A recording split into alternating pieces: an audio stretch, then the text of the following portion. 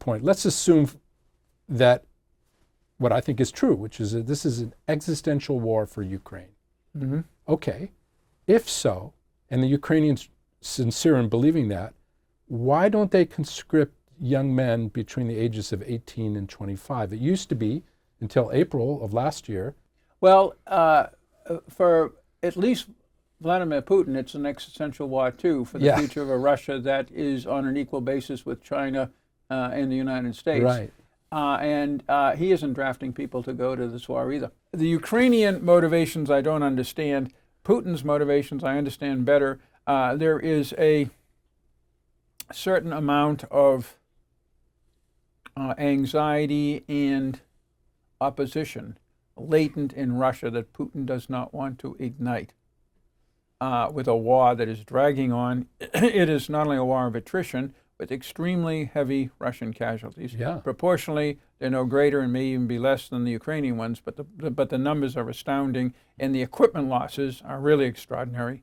We cannot allow Ukraine to fall into the hands of Russia, because you have a highly trained and effective military force of 1 million Ukrainians. Mm-hmm. You have a long border with, in some cases, weak NATO states.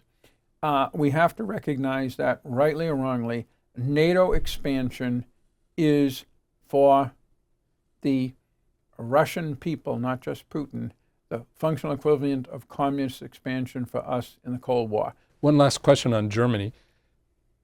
What do you think of this alternative for Germany? I mean, I've read so many articles that they're far right, that they're neo-Nazi. Maybe that's all true, but no one in any of these articles explains what the policies that they're proposing are that makes them neo-Nazi. These are people mainly from Eastern Germany who, to the extent, and it's slowing down, modern Germany has left behind.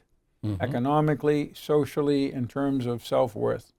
Their main complaint is, well, to quote J.D. Vance, we didn't vote for millions of foreigners, many of whom, and in Germany this is a special situation, not unique to Germany, but much more so in Germany, of foreign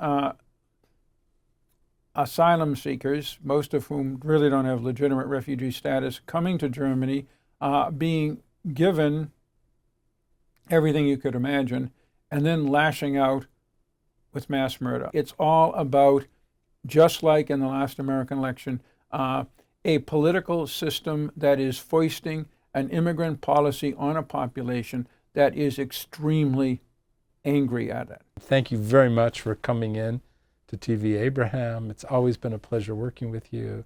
Thank you, Jim. Okay, thank you, Bob. Thank you.